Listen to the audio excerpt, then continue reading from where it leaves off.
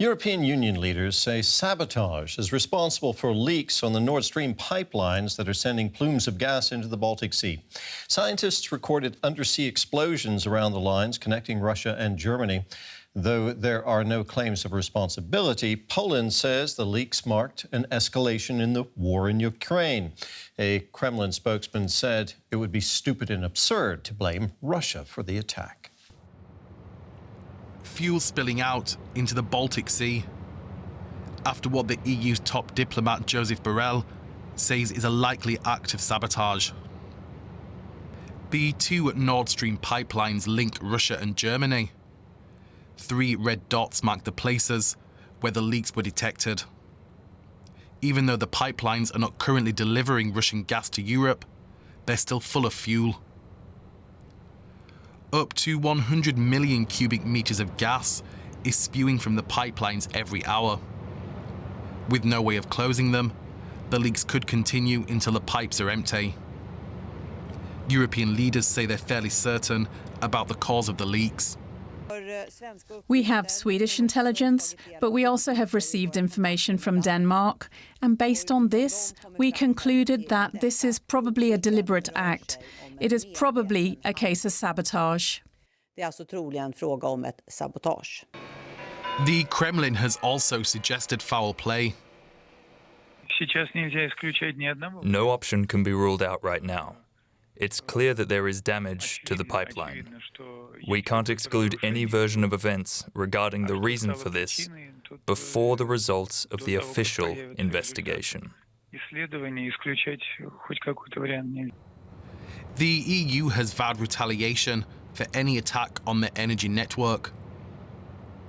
The leaks are expected to last for at least another week, and only then can investigations begin.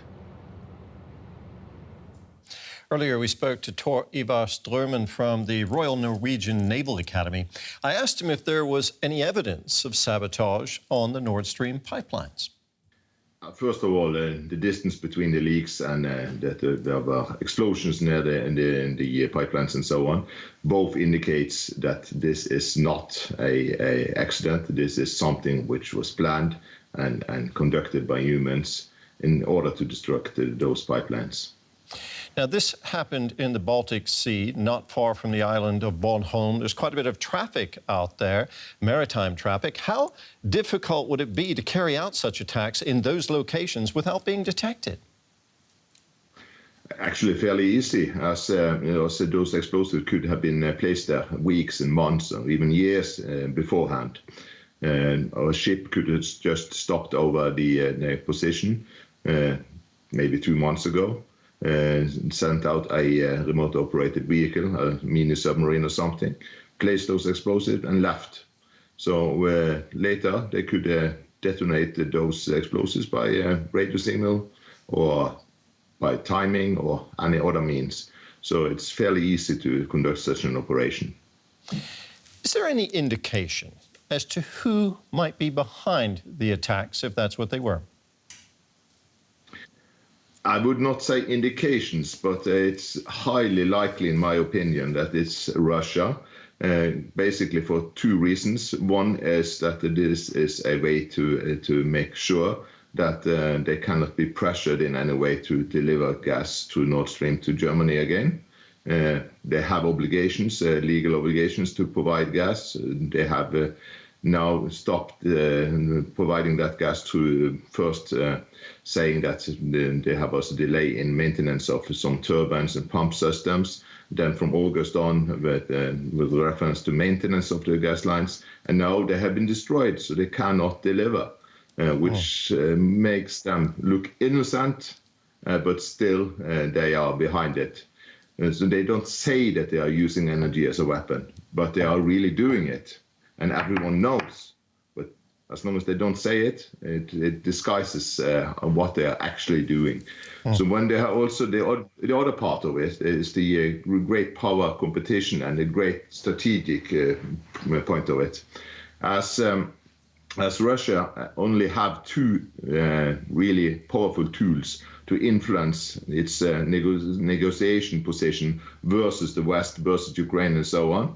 Those are military power, which have failed to a large degree, and its energy.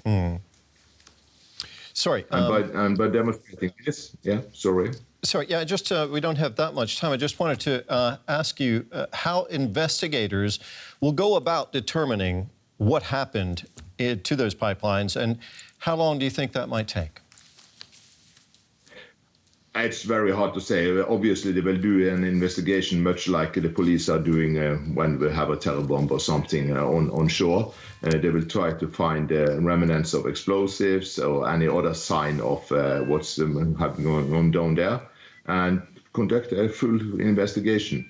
The problem now is to actually get access, considering that it's still a very dangerous operational area with all that gas coming out. The gas is dangerous for humans. Ships can actually sink if they get gas in the water mass beneath it. And there too, there is a large danger of an explosion. So first they have to isolate the incident, stop the gas leak, and then they can go down and start investigating in proper. Okay, a dangerous, complex situation. Commander Tor Ivar Stormen of the Royal Norwegian Naval Academy, thanks for talking with us. No problem. My colleague Chapana Chimbelu has been following this story. Here's his assessment of what this alleged attack means for energy markets. The leaks in the Nord Stream 1 and 2 pipelines have added more uncertainty to the European energy market. There was a bump in prices despite the fact that Nord Stream 1 was shut down indefinitely earlier this month.